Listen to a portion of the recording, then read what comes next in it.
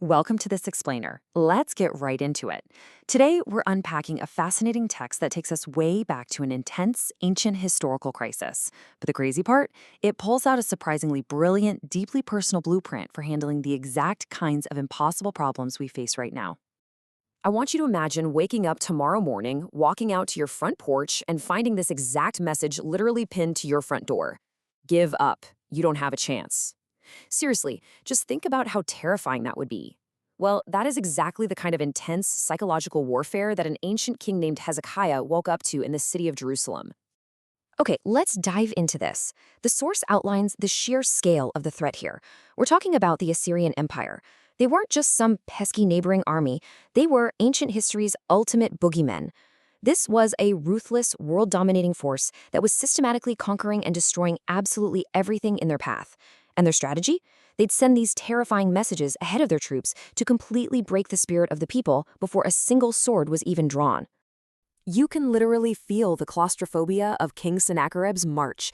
Just to put it into perspective, years prior, the entire northern kingdom of Israel was completely wiped out. Then, just months prior, 46 cities in the southern kingdom of Judah were taken and completely dismantled.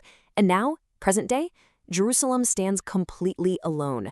They are isolated, massively outmatched, and staring down what looks like absolutely inevitable destruction. Now, the geography here is totally crucial. Jerusalem was built on Mount Zion, which, in their ancient faith, was the holy mountain where the temple sits. It was seen as the literal place where heaven touches earth. So the Assyrian psychological warfare was specifically designed to mock that exact belief. Their message was essentially, hey, every other nation's gods failed them, and your little holy mountain, yeah, it's not going to protect you now. So in the face of this massive taunt, King Hezekiah's reaction is just fascinating. What's really interesting about this moment is what he doesn't do. He doesn't puff out his chest, he doesn't rally his troops for a hype speech, and he doesn't send a tough military message back. Instead, he takes that threatening letter and carries his panic straight into a covenant space. He goes to a designated place of sacred promises between the people and their God. He literally walks up the mountain, into the temple, and physically spreads this threatening piece of paper out on the floor before the Lord.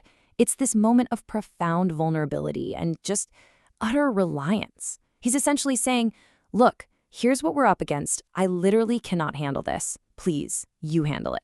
Which brings us to the core question.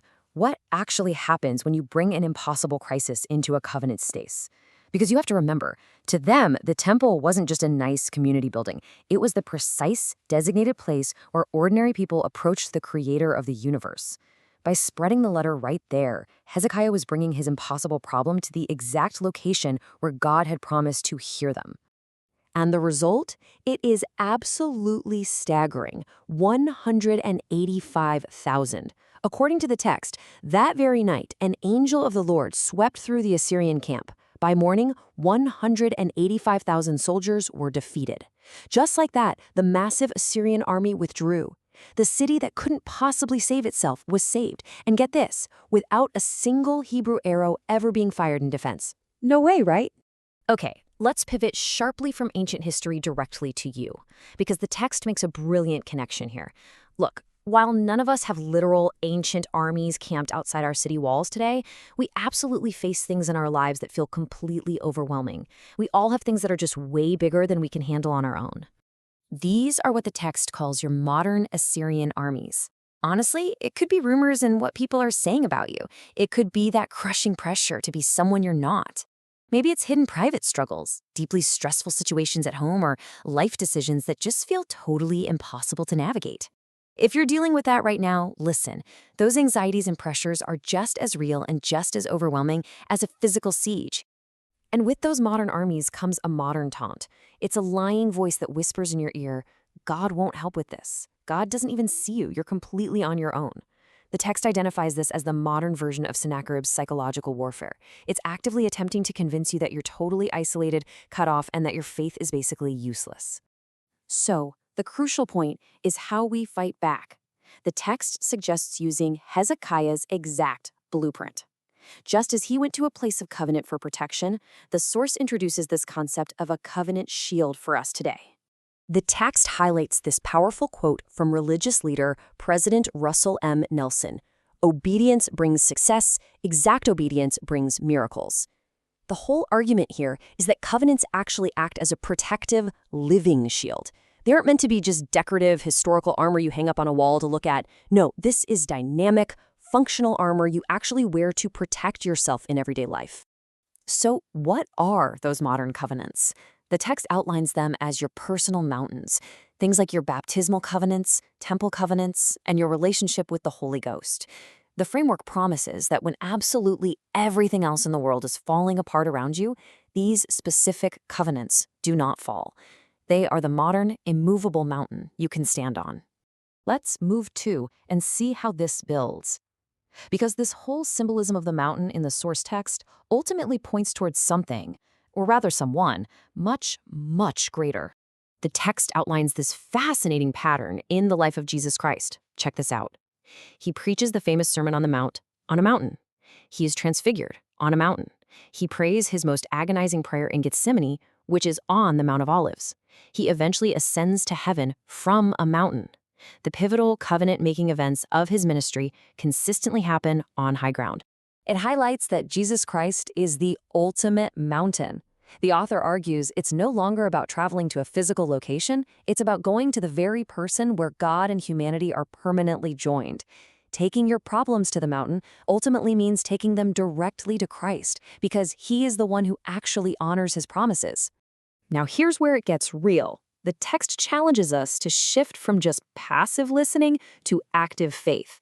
Based on this historical blueprint we've just uncovered, there is a specific physical task for you to apply this week.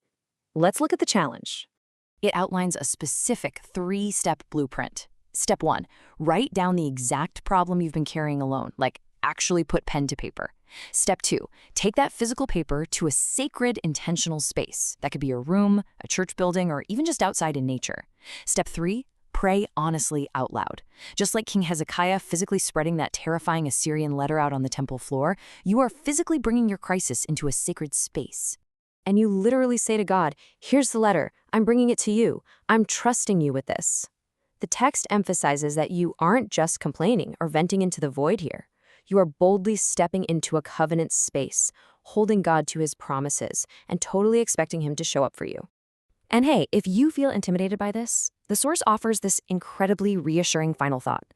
You don't have to have it all figured out. Just show up this week, to your scriptures, to your people, to God. That's enough. Perfection absolutely isn't required here. Just like the ancient figures Gideon, David, and Esther, simply showing up is the crucial first step to your deliverance. We've seen exactly what happened when an ancient king brought an impossible problem to a holy mountain. A massive enemy army was defeated overnight. So we're going to leave you with this provocative question.